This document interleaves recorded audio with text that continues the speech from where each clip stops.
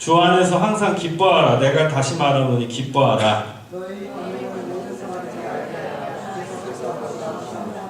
아무것도 염려하지 말고 오직 모든 일에 기도와 간구로 너희 구할 것을 감사함으로 하나님께 아뢰라.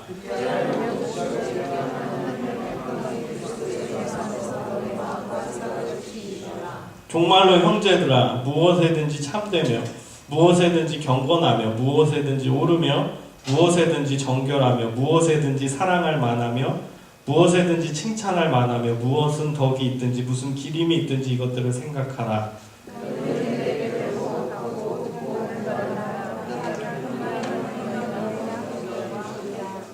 네, 10절 넘기세요. 11절 읽습니다. 제가 먼저 읽을게요.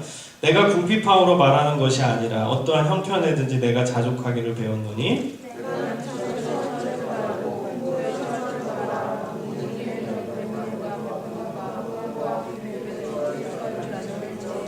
내게 능력 주시는 자 안에서 내가 모든 것을 할 수 있느니라. 빌립보 사람들아, 너희도 알거니와 복음의 시초에 내가 마게도냐를 떠날 때 주고받은 내 일에 참여한 교회가 너희 외에 아무도 없었느니라.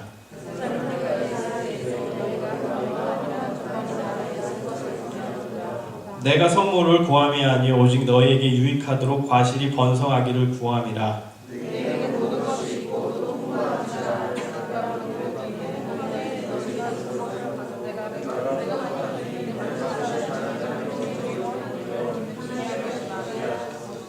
나의 하나님이 그리스도 예수 안에서 영광 가운데 그 풍성한 대로 너의 모든 쓸 것을 채우리라. 하나님 곧 우리 아버지께 세세 무궁토록 영광을 돌릴지어다. 아멘. 여러분, 빌립보서 4장은 사도 바울의 신학 그리고 사도 바울의 신앙이 집약되어 있는 책이라고 감히 말하고 싶습니다. 여러분, 빌립보서 4장 우리가 여러 절을 읽었는데 이 구절의 핵심이 몇 절일까요? 여러 구절들의 핵심을 하나 고르라면 몇 절 고를 수 있겠어요? 마지막, 그렇죠. 마지막, 그건 결과고 그 다음에 과정에서 중요한 걸 뭘까요? 핵심은 13절입니다. 내게 능력 주시는 자 안에서 내가 모든 것을 할 수 있느니라. 제가 여러분에게는 이 구절에 대해서는 말씀을 드렸기 때문에 이미 알고 계실 거예요. 근데 우리는 이 핵심되는 이 말씀을 잘못 이해하고 있다는 것이죠. 왜 제가 이렇게 긴 구절을 읽었냐면은 이 말씀이 어떤 배경하에서 나왔는지를 여러분이 한 번 더 생각해 보게끔 하려고 구절을 여러 구절을 함께 읽도록 제가 시켰습니다. 내게 능력 주시는 자 안에서 내가 모든 것을 할 수 있느니라. 여러분 아멘 하시죠? 아멘. 네. 근데 여러분 이 구절을 어떻게 이해하고 계세요? 제가 정답을 예전에 말했기 때문에 여러분 기억하고 계시겠지만 여러분 심중에 진짜 질문을 던져보세요. 이 구절이 나는 어떤 의미로 다가오는지. 내게 능력 주시는 자 안에서 내가 모든 것을 할 수 있느니라. 이 구절을 들을 때 나는 공부 잘할 수 있어. 혹은 나 돈 많이 벌 수 있어. 혹은 나 안 아플 수 있어. 혹은 나는 언제나 형통할 수 있어. 어떤 구절로 여러분 받고 계시냐는 거예요. 그거에 따라서 우리 신앙이 결정돼요. 여러분 이 구절이 왜 중요하냐? 이 구절을 어떻게 받느냐에 따라 내 신앙이 어떤 수준인지가 결정이 되기 때문에 그렇습니다. 그래서 여러분 이 구절이 나에게 실제적으로 어떤 의미를 지니는지 한번 생각해 봤으면 좋겠어요. 진짜 우리가 중고등학교 때 필통에다 써놨듯이 하나님 잘 믿으면은 뭐든지 할 수 있고 모든 능력이 있어서 다 감당할 수 있고 스카이 대학교 들어갈 수 있고 하버드 대학교 진학할 수 있고 그런 구절로 여러분 받으십니까? 이 구절을? 사도 바울은 의도가 그런 성공주의를 얘기한 게 아니에요. 여기서의 구절, 제가 지난주에도 여러분의 이 구절 잠깐 언급했어요. 그래서 하나님이 다시금 이 구절을 떠올리게 하면서 오늘 이 4장에 대한 설교를 하라 이렇게 갑자기 찬양 시간에 말씀을 주셨어요. 그래서 오늘은 제가 4장을 하려고 해요. 전체를. 이 13절은요, 여러분 이렇게 바꾸셔야 됩니다. 내게 능력 주시는 자 안에서 내가 모든 것을 참아낼 수 있느니라. 그게 원어의 의미입니다. 한국어 성경이 너무 잘못 번역됐고 영어 성경조차도 잘못 번역했어요. 영어 성경 제가 예전에 이거 저도 공부하기 전에 이 구절을 외웠었어요. 그래서 성공주의적인 그런 메시지로 계속 받아들이고 살았었어요. I can do everything through him who gives you strength. 그쵸? 이거 외웠다니까 옛날에. 난 모든 걸 할 수 있다. I can do everything through him. 하나님 안에서. 누가 주셔요? 파워 주시고 give me power, strength, wisdom, and so on. 그렇게 우리는 생각하는데 사실 영어 성경 번역도 잘못한 거죠. 원래 원어는 참는 거예요. 엔듀어하는 거예요. 참는 거예요. 끝까지 참는 거예요. 자, 그래서 여러분 그 윗구절을 하나씩 올라가면서 살펴볼게요. 먼저 11절부터 보세요. 내가 궁핍함으로 말하는 것이 아니라 어떠한 형편에든지 내가 자족하기를 배웠느니. 여기서 키워드는 어떠한 형편 그리고 자족입니다. 동그라미 치세요. 지금 펜 있는 분은. 이 11절의 핵심은 어떠한 형편. 어떠한 형편이라는 것은 나에게 좋은 형편이 될 수 있고 안 좋은 형편일 수도 있고 심지어 슬픈 형편일 수도 있고 또 좋은 형편, 행복한 형편, 편안한 형편일 수도 있어요. 컨디션. 나의 삶의 컨디션이 어떤지. 좋을 수도 있어요. 부유할 수도 있어요. 어쩔 때는 4.0 만점에 4.0 받을 수도 있어요. 그러나 어쩔 때는 한숨 쉬는 이윤 학생은 2점인가? 몰라? 아니야. 나 몰라요, 제 성적. 아무튼 안 나올 수도 있어요. 우리 태환이는 골프 선수인데 잘 될 때가 있는가 하면은 또 잘 안 될 때가 있는 거예요. 우리의 삶의 조건은 계속 바뀝니다. 여러분 돈 있는 사람이 계속 돈 있을 줄 알아요? 하루아침에 문 닫는 사람 좀 많이 봅니다. 돈이 있다가 하루아침에 망하는 사람. 여러분 돈이 많을수록 불안할까요? 평안할까요? 사업하시는 분. 불안해요. 아무리 사업 잘 나가는 사람도요. 덩치가 크면 클수록 회사의 덩치가 크면 클수록 리스크는 더 큰 거예요. 한 방에 끝날 수 있어요. 덩치가 작으면은 그걸 커버할 수 있는 돈의 자금을 금방 메꿀 수 있는데 덩치가 커버리면요 하루아침에 도산합니다. 빛이 정말 눈덩이처럼 커질 수 있는 거예요. 그러니까 돈이 있는 사람, 그런 큰 사업하시는 분이 사실은 더 마음을 졸이고 힘들어할 수밖에 없는 거예요. 하루아침에 돈이 있다가 없어질 수도 있어요. 그리고 갑자기 우리의 주변에 누군가가 떠나가는 이별의 슬픔, 누가 돌아가신다든가 그럼 얼마나 그 형편이 우리에게는 안타깝습니까? 눈물이 납니까? 괴롭습니까? 여러분 혼자 지내다가 허리가 아프든 갑자기 교통사고 나서 팔이 아프든 혹은 무슨 정말 심한 감기가 걸렸든 혹은 목이 부었든 머리가 아프든 눈이 잘 안 보이든 그런 아픔들이 갑자기 찾아올 때 그때 괴롭잖아요. 내 인생이 또 여기서 이렇게 힘들구나. 공부하는 이 유학생활 가운데 이렇게 아프니까 참 서럽네. 그런 삶의 조건이 또 다가올 수도 있어요. 어떤 상황이든지 어떤 형편이든지 이 바울은 뭐라고 얘기하죠? 자족하기를 배웠느니. 자족. 이것도 좀 바꿔야 돼요. 한글 성경. 자족이 뭡니까 이게? 한문 번역이죠. 자족. 자기 스스로 만족한다. 약간 어찌 보면은 그냥 현실은 내버려두고 내 스스로 그냥 안위한다. 이런 의미로 받아들이는데 사실 여기서 자족이라는 표현의 헬라어 단어는 제가 뭐라고 얘기했죠? 기쁨으로 받아들인다. 그래서 연결되는 구절이 4장 4절이에요. 주 안에서 항상 기뻐하라. 내가 다시 말하노니 기뻐하라. 이 자족의 의미는 기쁨과 연결이 됩니다. 기쁨. 여러분 4장에 기쁨이 얼마나 많이 중요한 의미로 다가오는지 모릅니다. 기뻐하라. 그 다음에 이제 빌립보서 전체를 보면요. 기뻐하라라는 동사가 제일 많아요. 저는 그냥 눈여겨봐도 2장 17절에 기뻐하고 너희 무리와 함께 기뻐하고 또 그 뒤에 보면 또 기뻐하고 또 1장으로 넘어가면 그냥 봐봐요. 18절에 내가 기뻐하고 또한 기뻐하리라. 여러분 빌립보서는 기쁨의 서신이라고 얘기합니다. 기뻐하라 기뻐하라 기뻐하라 기뻐하라 기뻐하라. 주제가 기쁨이에요. 자 그렇다면 이 사도 바울이 이 빌립보서를 쓴 상황에 대해서 우리가 생각해 보잖아요. 그 상황을 한번 더 깊이 묵상해 보자고요. 여러분 이미 아는 내용, 성경 공부, 재공부를 참여하셨던 여러분 스스로 공부하는 성경 공부를 많이 해서 알고 있는 사람은 그게 머리로 아는 게 아니라 내 가슴으로 와닿아야 돼요. 여러분이 사도 바울의 삶의 중심으로 들어가 보셔야 된다고요. 이미 이 내용 아시는 거예요. 사도 바울은 지금 어떤 상황이에요? 어디에 있죠? 그렇죠. 감옥에 있는 상황입니다. 감옥. 제가 베드로에 대해서 설교했죠. 잠자는 베드로, 적응력에 대해서 2주 전인가 설교했죠. 3주 전인가요? 아무튼 그때 제가 감옥에 대해서도 잠시 설명을 했습니다. 로마 감옥이 어떤 곳인지. 채찍에 맨날 맞고 피 흘리고 나병 환자들, 한세시병이 널리 퍼지던 곳이 감옥이에요. 근데 여러분 바울은 그 실존에서, 그 가장 인간의 밑바닥의 실존에서 기쁨을 노래한다는 거예요. 여러분 이것이 기독교예요. 이것이 파워풀한 기독교의 진리입니다. 가장 밑바닥인 처절한, 가장 외롭고 고독스럽고 언제 죽을지 모르는, 내일 사형받을지도 모르는 그 상황에서 기쁨을 노래할 수 있는 신앙을 얘기하는 곳이 기독교예요. 여러분 바울은 지금 100억 돈방석에 앉아있는 상태가 아니에요.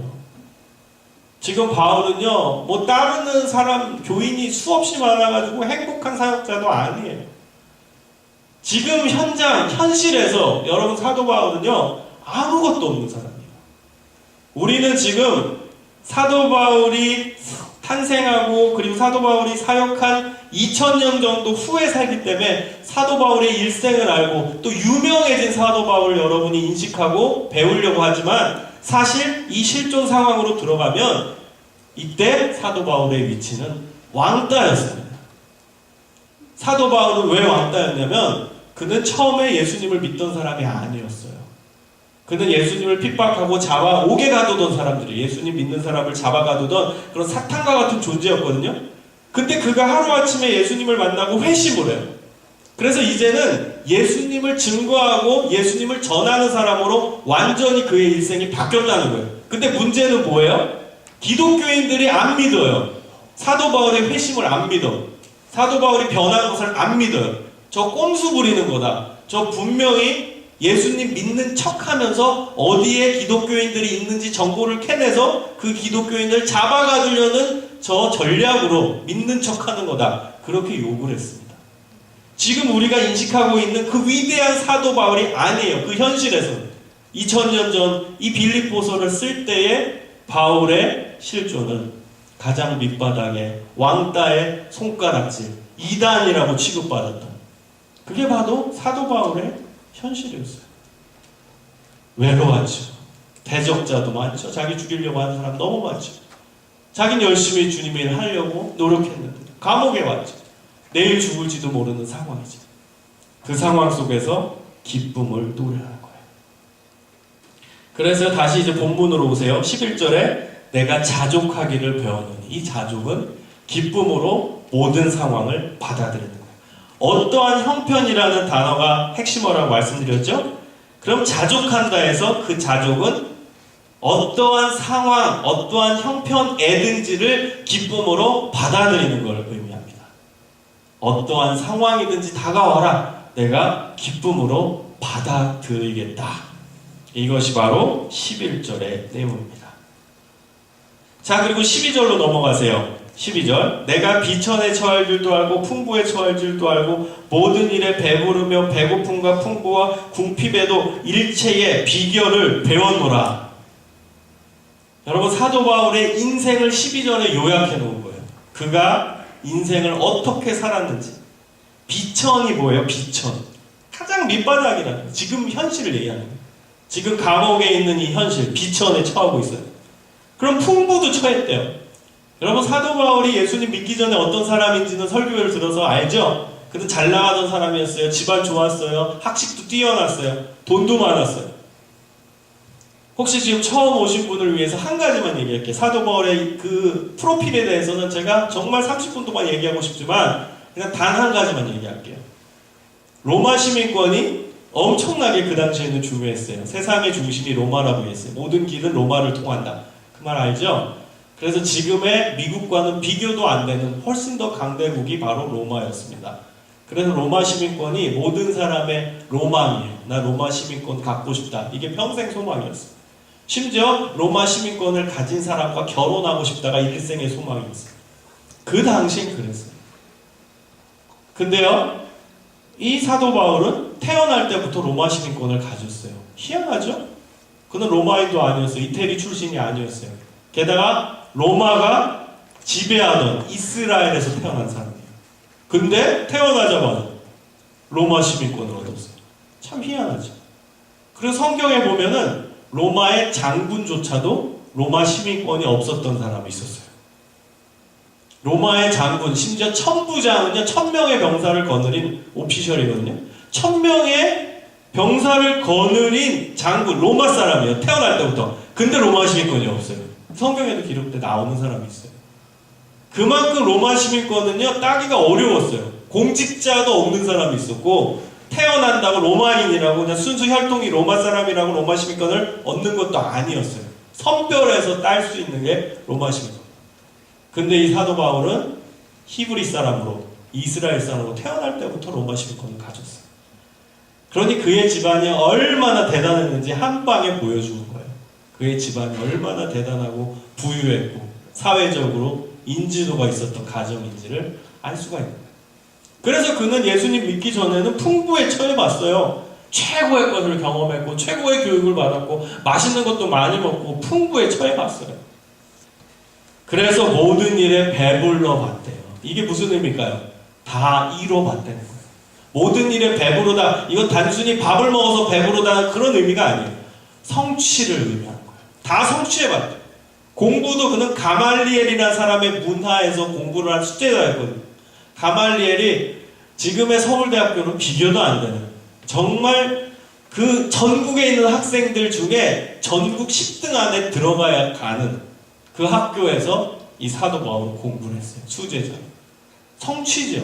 최고의 교육을 받은 성취를 했어요. 돈도 많았어요. 성취예요. 다 이뤄봤어요. 그래서 모든 일에 배불러도 봤대요. 근데 그 다음부터가 중요합니다. 이제 예수님 만나고 쫄딱 굶게 됐어요. 그 당시에는 이제 예수님 믿는 사람을 다 잡아가는 시대였기 때문에 예수님 믿는다는 것은 이꼴 무슨 의미예요? 가난해지겠다는 의미예요. 여러분, 지금은 예수님 믿는 사람들이 부자가 많죠? 뭐 잘 나가는 사람도 많고, 서울에서 기독교 비율이 제일 높은 데가 서울 강남인데, 이제는 잘 사는 사람들이 뭐 예수 믿는 사람들이 많고, 그래서 막 논란도 많고 그렇지만, 이 시대는 예수님 믿는다는 게 어떤 의미였냐? 가난해진다는 의미였어요. 왕따가 되겠다는 결단이에요. 여러분, 도전을 받으십시오. 예수님 믿는다는 게 나 이제 왕따 당하겠다는 결심이었어요. 그 결단의 시간이 예수님 믿는 세례의 현장이었어요. 여러분, 지금도요, 예수님 믿겠다고 결심해서 왕따 되는 사람 많아요. 제가 인도네시아에서 사역했는데, 인도네시아에는 모든 아이디 카드에 종교를 언급하게 되어 있습니다. 심지어 외국인조차도. 왜 그렇겠습니까? 차별하려고. 거기에 무슬림 아니면 크리스찬이라고 써있다면 어느 관공서를 가든 그거 4개끔 돼 있거든요, 아이디 카드를. 그럼 차별해요. 그걸 보고 크리스찬이라는 그게 써있으면 차별합니다. 여러분, 그 인도네시아에서 제일 좋은 데가 유니버시티 오브 인도네시아예요. 인도네시아 대학교. 거기는 진짜 인도네시아의 수재만 가요. 정말 들어가기 어려워요. 근데요, 거기 들어가서 자기 꿈이 판검사고 뭐 정치가인 거예요. 근데 그가 예수님 믿기로 결단한 순간 나는 내가 계획했던 꿈을 버리겠다 라고 결단하는 거예요. 이거는 결단이 아니라 그렇게 해야 돼요. 왜냐면요, 무슬림이 아닌 사람은 공무원이 될 수가 없어요. 자, 보세요. 그럼 나 이제 예수님 믿고 예수님으로 인해 새롭게 됐어. 딜레마인 거야. 난 지금 인도네시아 대학, 우리나라에서 인도네시아에서 제일 좋은 대학 나왔고 좋은 집안에 가는 사람들이 다 갈 수밖에 없는 그런 1% 안에 드는데 내가 들었어. 근데 나는 내 꿈은 판검사야. 공무원이야. 그래서 나중에 정치가가 되는 거야. 근데 예수님의 복음을 접했어요. 그리고 예수님의 복음으로 인해서 깨어졌어요. 자, 여러분 어떤 선택을 하실래요? 어떡하죠, 예수님? 고민이 됩니다. 제 꿈은 판검사고 이제 정치가 나갈 건데 저는 크리스찬을 포기할 수가 없네요. 둘 중에 하나를 포기해야 돼요. 그래서 판검사, 정치가라는 실제로 그 길로 갈 수 있었던 사람이 자신의 꿈을 꺾어요. 그리고 평범한 사람으로, 회사원으로 그냥 살아갑니다. 봉급도 조금 주는. 실제로 있는 얘기를 제가 하는 거예요. 인도네시아에 있었던 사람의 얘기. 너무나 잘 나가던 사람인데 예수님 믿기로 결단한 순간 자기 꿈을 포기하는 거예요. 공무원이 안 되니까 크리스찬은 공직사회로 나갈 수 없으니까. 근데 크리스찬을 포기할 수 없으니까. 여러분, 그런 사람이 튀는 거예요. 하나님 입장에서. 하나님이 얼마나 예쁘게 보시겠어요? 하나님이 울지 않으시겠어요? 감동받으셔서. 제가 가끔 쓰는 표현이 있어요. 하나님을 감동시키는 사람이 되자. 우리도 하나님을 감동시킬 수 있다고요. 하나님이 그 사람 보고 눈물 흘리지 않으시겠어요? 얼마나 감동받으시겠어요? 그럼 그의 인생은 하나님이 책임져 주시는 거예요. 사도 바울도 그랬어요. 자기 것을 다 포기하고 이제는 내가 가진 부, 명예, 집안 다 버리기로. 그래서 빌립보서에서 보면 또 뭐라고 얘기하죠? 내가 가진 모든 것을 배설물로 여기노라. 내가 가진 돈, 학식 모든 것을 한마디로 똥으로 여겼대요. 배설물로. 이제는 가치가 없대요. 나에게는 오직 예수 그리스도를 아는 지식이 가장 귀하기 때문에. 그 지식이 나의 인생을 바꾸기 때문에. 그것이 나에게는 가장 소중하다는 거예요. 그래서 이 인간적인 배고픔은 아무 문제가 안 된다는 거예요. 어떤 성취도 이제는 이루지 않아도 I am okay라는 거예요. 예수님을 알기 때문에. 예수님을 믿기 때문에. 그것이 가장 귀하기 때문에. 자, 그래서 풍부와 궁핍에도 모든 것을 다 견뎌내는 비결을 이제는 배우게 됐대요. 경험적 지식입니다. 경험을 통해서 얻게 된 진리, 지식이라는 거예요. 자기가 부한데도 처해봤고, 가난한데도 처해봤고, 궁핍한데도 처해봤고, 심지어는 지금 감옥의 상황에서도 지금 한 번 감옥 간 게 아니라 여러 번 갔어요. 사도 바울 돌에도 여러 번 맞았고, 죽기 직전까지 갔고, 태장을, 엉덩이를 40에 하나 가만 39대도 맞아봤고, 그 당시 유대 문헌에는 40대를 맞으면 사람이 죽는다고 했거든요. 죽기 직전까지 맞았다는 뜻이에요. 그렇게도 맞아봤고 별고생을 다 해봤다는 거예요. 그 결과가 뭐예요? 어떤 상황이든지 기쁨으로 그 상황을 받아낼 수 있는 일체의 비결을 배웠다는 거예요. 경험적 지식에 의해서. 요때는 이렇게 하나님이 내 인생 가운데 허락하신 고난이구나. 기쁨으로 받아들여야지. 또 잘 나갈 때가 있겠죠. 인생을 살다 보면. 그럼 하나님이 나에게 더 선한 일을 하라고 이렇게 물질의 축복을 주셨구나. 그걸 감사함으로 받아들이면 돼요. 그걸 가지고 이제는 난 다 됐다. 그 교만이죠. 그럼 그 사람 타락이죠. 그 사람 그리스도인이 아니죠. 그러다가 또 돈이 또 없어질 때가 있어요. 그럼 하나님 더 겸손하라는 뜻이구나. 있는 상황에서 감사함으로 살아가야지.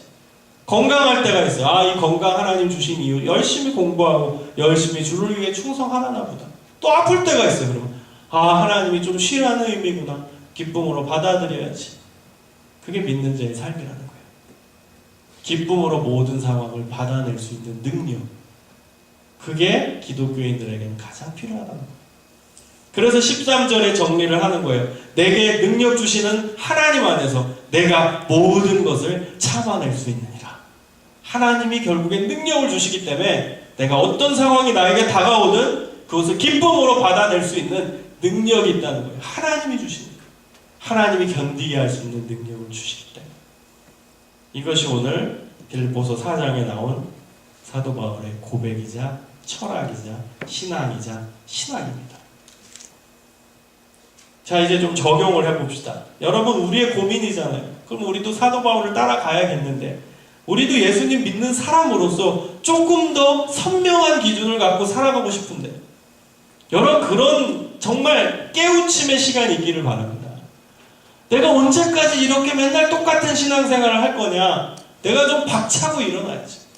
내가 언제까지 이렇게 맨날 방바닥 기는 신앙을 갖고 살 거냐? 좀 올라가야지. 내가 언제까지 이렇게 요동치는 감정에 의지하는 신앙인이 될까? 좋을 때는 할렐루야다, 안 좋을 때는 하나님 어디 계세요? 이씨 이러고 있고. 우리의 실존 아닙니까? 잘 될 때는 아멘 하다가 갑자기 또 다운됐다. 업다운이 너무 심해. 그 상황을 어떻게 우리가 극복하고 좀 업그레이드 할 수 있을까, 우리 신앙. 그게 우리의 고민이잖아요. 저의 고민이기도 해요. 그래서 여러분, 그것을 이제 마지막으로 생각해 볼까 합니다. 어떻게 하면? 기독교 신앙은 여러분, 신인 협력설입니다. 제가 신앙 용어를 가지고 와서 만든 거예요. 하나님과 내가 협력을 해서 내 신앙이 업그레이드가 되는 거예요. 하나님이 나에게 먼저, 하나님이 우리에게 은혜를 주세요. 은혜라는 건요, 따라오라는 신호예요. 날 따라와라. 그럼 하나님이 신호를 주세요. 길을 보여주세요. 은혜를 주셨어요. 그 다음엔 이제 인간, 나예요. 내가 따라가야 돼요. 협력을 해야 돼요. 하나님께 협동을 해야 돼요. 그래야 내 신앙이 발전하는 거예요. 하나님은 은혜를 주셨어요. 여러분, 예배 시간에 은혜가 여러분 뭔가 무슨 기적이 갑자기 안진뱅에 일어나고, 이게 은혜가 아니에요. 하나님의 말씀이 은혜예요. 그 말씀이 여러분 귓가에, 여러분 마음 가운데 전달되고 들어가고 있어요. 그 은혜 받은 거예요. 근데도 왜 내 생활이 맨날 똑같냐? 교회에서는 은혜 받고 금요 예배 때는 너무 할렐루야하고. 그럼 여러분, 그 다음에는 내가 움직여야 돼요.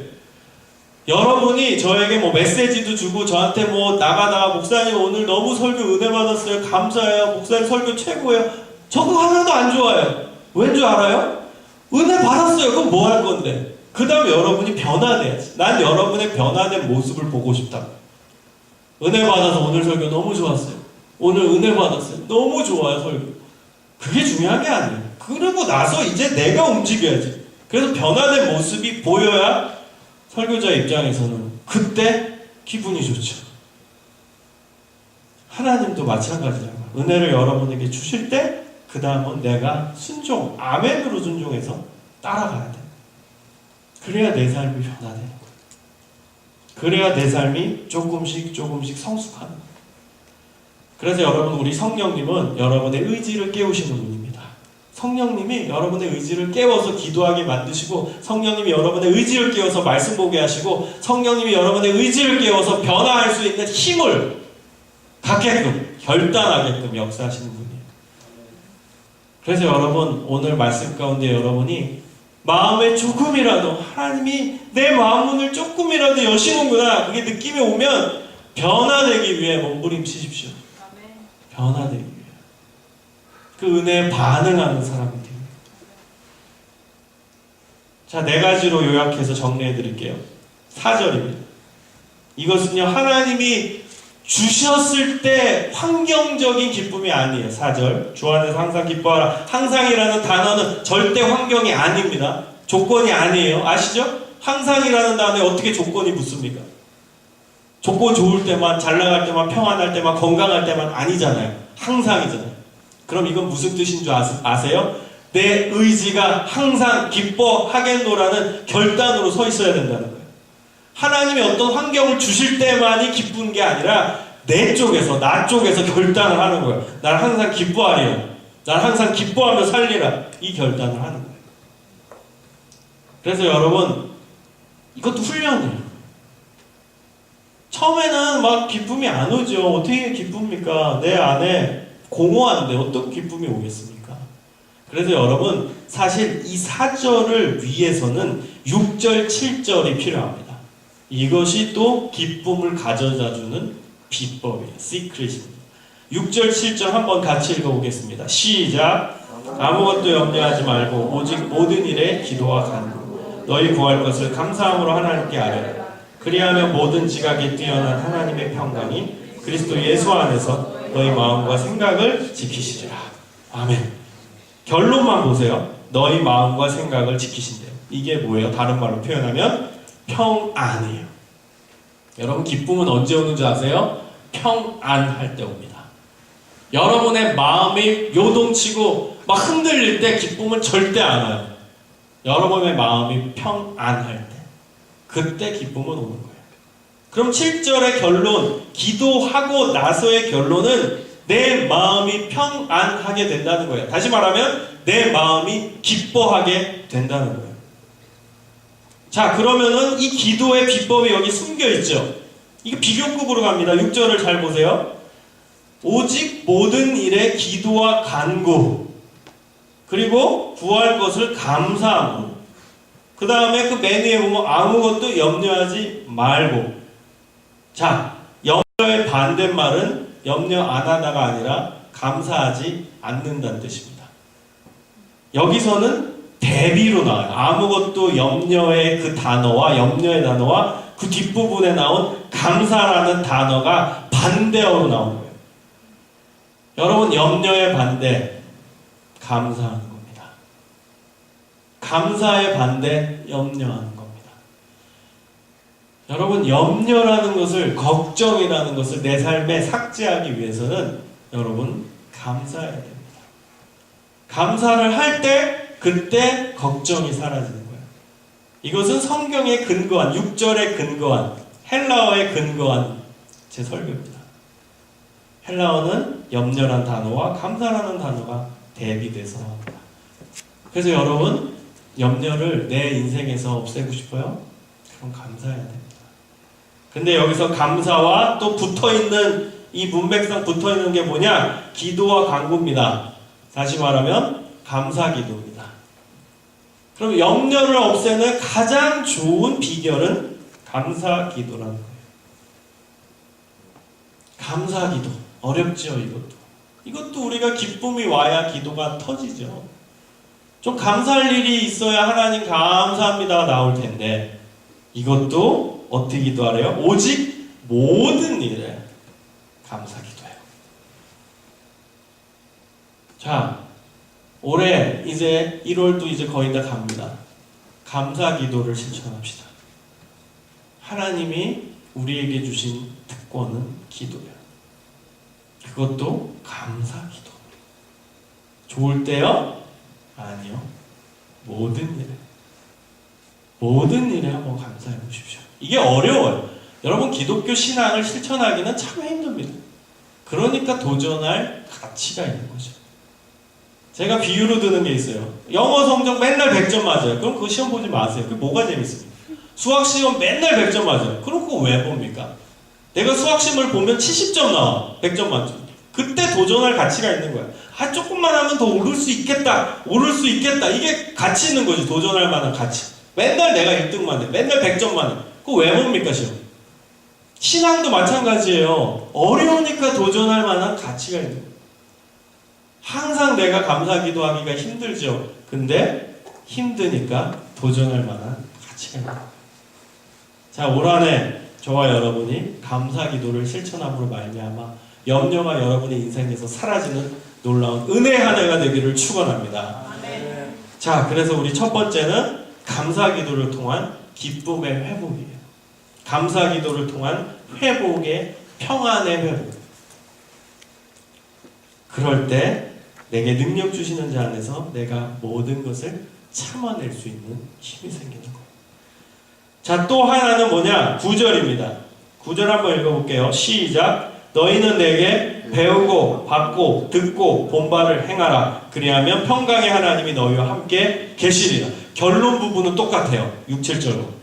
평강의 하나님이 너희 마음과 생각을 지키시리라. 이 말씀과 9절의 마지막. 그리하면 평강의 하나님이 너희와 함께 계시리라. 같은 의미입니다. 그럼 9절에서는 무엇이 나오죠? 배우고 받고 듣고 본 바를 행하는 거예요. 이것이 중요합니다. 여러분, 여기서 내는 여기서 바울입니다. 바울은 하나님의 말씀을 대언했죠. 한마디로 이 빌립보서 교회 교인들이 이 성경을 읽을 때에 여기서 너희는 빌립보서 교인의 빌립보 교인들이에요. 그리고 내게는 바울입니다. 그러니까 바울이 빌립보 교회 교인들을 위해서 열심히 가르쳤어요. 설교했어요. 하나님 말씀 전했어요. 그래서 배우고 받고 듣고 본 바를 행하라고 사도 바울은 권면하는 겁니다. 이것이 바울에게 순종하라는 의미가 아니라 그 말씀을 주신 하나님께 순종하라는 의미죠. 여러분, 하나님의 말씀에 순종. 지난주에도 순종에 대해 설교했어요. 순종. 참 어려워요. 왜요? 우리의 시대가 순종을 거부하는 시대이기 때문에. 순종이란 단어를 지금 얘기하면 누가 좋아하겠습니까?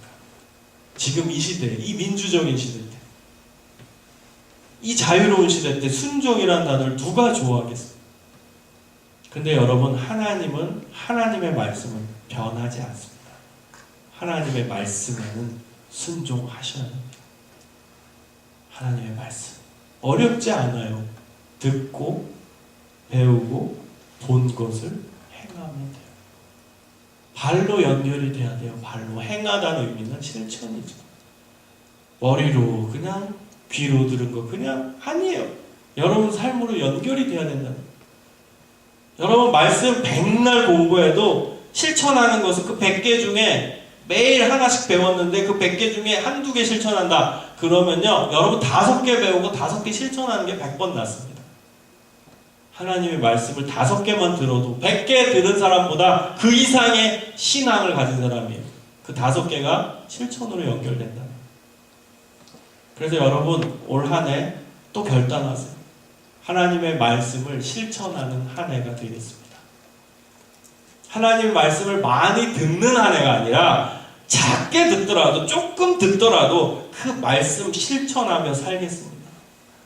그 결단이 있을 때 여러분 마음 가운데 평안이 오고, 그리고 어느 상황이든지 하나님께 순종하고 어떤 상황이든지 받아들일 수 있는 힘이 생깁니다. 마지막 19절입니다. 함께 읽습니다. 시작. 나의 하나님이 그리스도 예수 안에서 영광 가운데 그 풍성한 대로 너희 모든 쓸 것을 채우시리라. 이것은 여러분 믿음의 내용이에요. 사도 바울은요, 배짱이 정신이 있었어요. 배짱이 정신. 이게 뭐예요?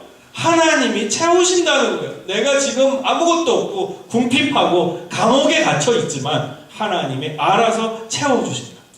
그리스도 예수 안에서 영광 가운데 그 풍성함 너희 모든 쓸 것을 채우시리라. 사도 바울까지 포함해요. 나도 마찬가지예요. 하나님이 다 공급해 주실 거다. 그 믿음이 있는 거예요. 여러분, 배짱이 정신은 언제 나오는 줄 알아요? 배짱을 언제 가질 수 있는 줄 알아요? 믿음이 있을 때요. 하나님이 나의 삶을 채워주신다는 믿음. 흔들리지 않는 믿음.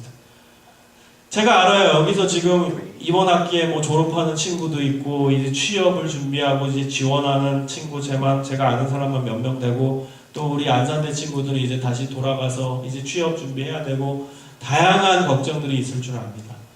그러나 여러분이 놓치지 말아야 되는 믿음은 뭐예요? 바로 19절의 믿음이에요. 나 예수 믿는 사람이야. 예수 안 믿는 사람이면 말을 하지 마세요. 근데 여러분 예수 믿는 사람이잖아. 그럼 나도 이 고백을 할 수 있다는 거예요. 그리스도 예수 안에서 영광 가운데 그 풍성한 대로 나의 모든 쓸 것을 채워주실 것이다. 이게 믿음이에요. 하나님이 내 삶을 인도하시고 내 삶에 필요한 것을 채워주시고 나의 길을 언제나 붙들고 계시는 그분을 내가 절대 놓치지 않으랴. 그분은 나를 신실하게 인도해 주실 거야. 나의 필요한 것을 채워주시고, 나 예수님 믿는 사람이니까 그 믿는 예수 그리스도 안에서 영광 가운데 우리의 모든 필요를 채워주신다. 이 믿음을 갖고 사십시오. 그럼 여러분 흔들리지 않아요. 여러분 쓰러지지 않아요. 조금 잘못돼도, 인간적으로 잘못되어 있는 것 같이 보여도 그게 잘못된 게 아니에요. 정도를 걷고 있는 거예요. 내가 예수님 안에 있다면. 정도예요. 여러분, 제가 인도네시아 그 예화든 거 절대 잊지 마십시오. 기독교 신앙은 성공주의 아닙니다. 그럼 그 사람은 성공주의를 선택해야죠. 나 예수님 믿으니까 나는 잘 나가서 이 세상을 변화시키겠다. 인도네시아를 변화시키겠다. 그렇다면 내가 예수님 믿는 거 일단 숨기고, 그리고 내가 공부 잘해서 인도네시아 대학교 수석으로 졸업했으니까 그냥 내가 판검사 들어가고 쉽게 갈 수 있으니까, 그리고 나중에 정치가 돼서 나중에 그때 예수님 믿는 거 드러내서 그래서 그때 영향력 발휘하겠다. 하나님은 그렇게 일 안 하십니다.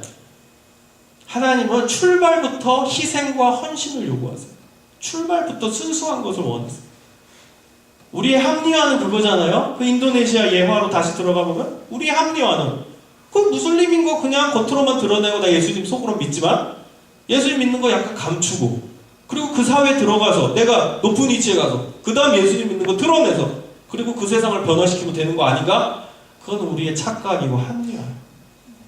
하나님은 그렇게 일 안 하세요. 그게 성공주의예요, 여러분.